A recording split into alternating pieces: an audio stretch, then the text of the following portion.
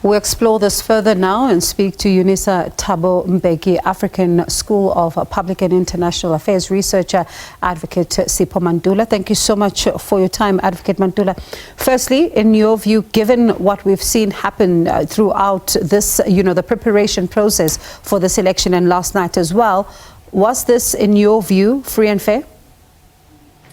Afternoon, Bongi, and to your viewers. I think the lexicon or the word of free and fair we don't use, but we talk about transparency, legitimacy, and looking back at the previous elections, there were challenges. And as you have said earlier in your intro, there were some delays in opening of some of the voting stations, and we are talking about 175,000. And when you look at the Congo again, geographically, it is a vast country. And at the same time, you look at the weather patterns. When there's rain, they cannot reach other voting stations. And secondly, when you look at the issue around the voters' roll, that's a critical document. And if you can pick up now, Fayula is already lamenting of an allegation of electoral fraud. That's one aspect. The second aspect is when you have voters not able to pick up their names in the voters' roll. And thirdly, I think what was important for this election is the diaspora vote, Bongi, where that South Africa, it is one of the African countries that we have Congolese nationals who have the opportunity to cast their vote out of that 43.8 million expected voters today. And I think when you have to unpack Congo, it is quite difficult looking also at our observer missions that, we had the pullout of the European Union with an allegation that they were planning to tamper with the election results. SADC, AU, I'm not certain why the numbers are low, considering how DRC it is vast. And maybe thirdly and finally, what Sophie was saying earlier, it is the question of also the foreign interest in these elections, that even in all elections in the DRC, you'll always have a foreign interest or a foreign appetite, and basically it's around their natural resources, and they are failing the part which I will always say, capacity building of the state institution. The DRC, since 1960, has been suffering with what I call a failure of a state institution, failure of political democracy and a political will. And a country so rich, yet citizens are struggling. And one wonders then, as they go for this particular vote, is it even meaningful, or does it even mean anything to them? Absolutely. What you are raising, it is important.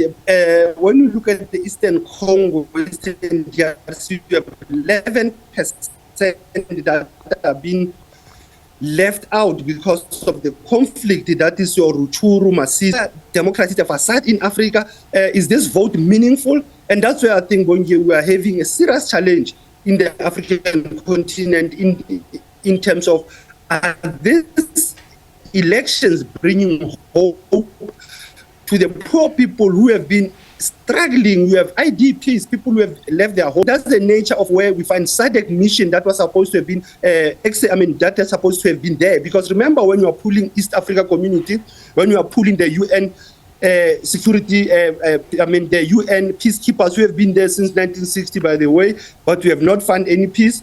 It is important that how do we protect ordinary people and how do ordinary people benefit in Congo? But like I said, the same old script where we find foreign powers, political leaders are squandering resources of DRC, and that also brings underdevelopment to ordinary people.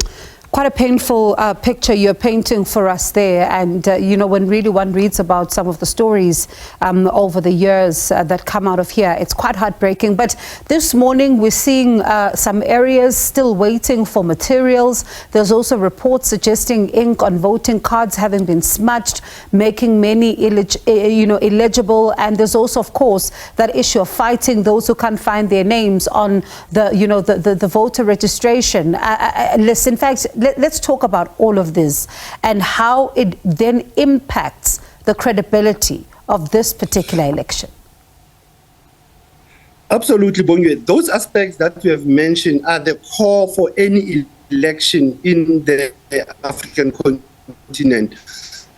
The basic tools of elections are your voters' roll, your ink, your your lights when there is counting, because voting stations are going to turn into counting after 7 o'clock.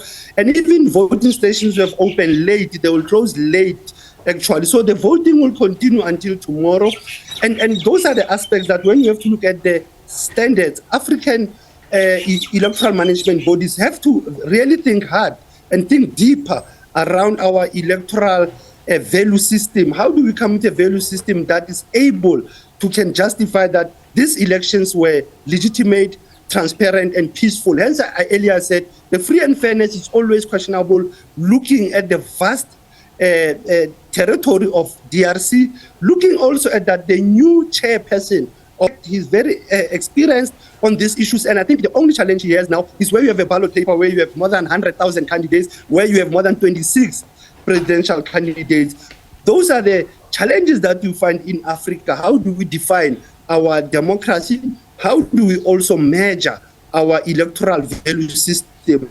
Hence, I said it is important for the SADC, for the AU, to be closely monitoring these elections because they are important in the African continent. More of the BRIC Plus, we are talking of the reform of the UN system.